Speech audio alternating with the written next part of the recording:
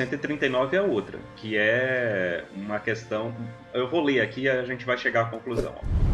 Um grupo de países criou uma instituição responsável por organizar o Programa Internacional de Nivelamento de Estudos, PINE, com o objetivo de melhorar os índices mundiais de educação. Em sua sede foi construída uma escultura suspensa com a logomarca oficial do programa em 3 dimensões, que é formada por suas iniciais PINE. Essa escultura está suspensa por cabos de aço, de maneira que o espaçamento entre as letras adjacentes, ou seja, as letras que estão juntas, é o mesmo. Todas têm igual espessura e ficam dispostas em posição ortogonal ao solo. Então já vamos lembrar que ortogonal faz 90 graus. Então elas não têm inclinação, tipo a Torre de Pisa. Pronto, ela é famosa por quê? Porque ela tem uma inclinação, certo? Então nós estamos falando algo que faz 90 graus com o solo. Ao meio-dia, o sol a pino, as letras, como o sol a pino, as letras que formam essa escultura projetam ortogonalmente suas sombras sobre o solo. Isso é considerado o que a gente chama de projeção. Então, quando projetam ortogonalmente, a gente chama de projeção.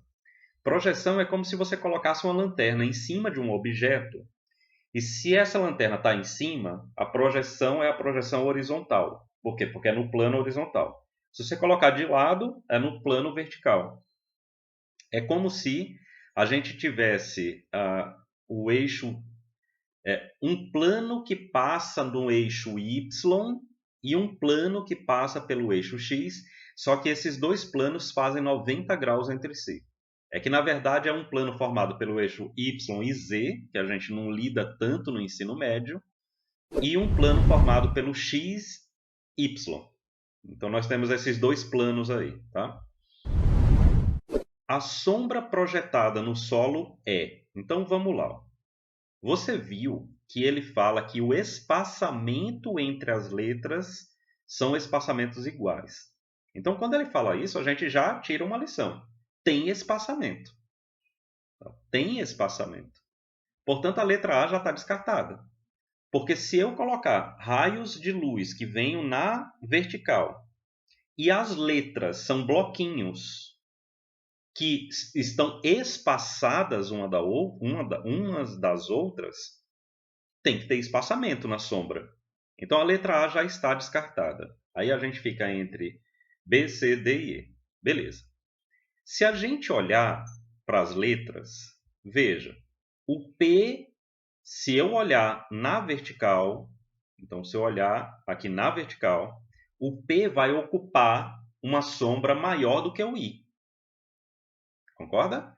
Então eu tenho que ter, olhando da esquerda para a direita, eu tenho que ter uma sombra larga, um espaçamento, uma sombra curta, um espaçamento e uma sombra larga de novo. Porque o N, como ele tem esse traço do meio, esse traço do meio vai gerar sombra. Aí depois um espaçamento e uma sombra larga de novo. Tá? Então vamos ver aqui. Ó. Se começa com sombra curta, já não é o caso. Por quê? Porque o P ocupa uma boa área. Então a gente já está com C e D fora. Ficamos entre B e E. Só que a B, note que tem um espaçamento maior. Certo? Então, se a gente for comparar com a E, aí a gente nota ó, o P, sombra larga. O I, sombra curta, estreita. O N, sombra larga. E o E, sombra larga. Então, a alternativa E, pela lógica, é a alternativa correta. Então você veja o seguinte, tá? E onde que eu vejo isso na matemática do ensino médio? Então, deveria existir uma geometria chamada geometria perspectiva, que é justamente a geometria de como a gente vê as coisas sob um determinado ponto de vista. E ponto de vista não é um ponto de vista ideológico, não é isso. É um ponto de vista físico mesmo. Olha, quando eu olho, por exemplo, vou colocar aqui essa garrafa. Quando eu estou olhando, eu conseguiria desenhar essa garrafa de uma determinada forma. Da forma que você está vendo, você já desenha a mesma garrafa sob outro ponto de vista. Então você vai desenhar a garrafa diferente. Ah, não, Luiz, todo mundo vai desenhar a garrafa igual. Não, ó, tem o detalhe da tampa, que você está vendo sob um ângulo e eu estou vendo sob outro ângulo. Então, nós temos pontos de vistas diferentes. Portanto, a perspectiva é diferente.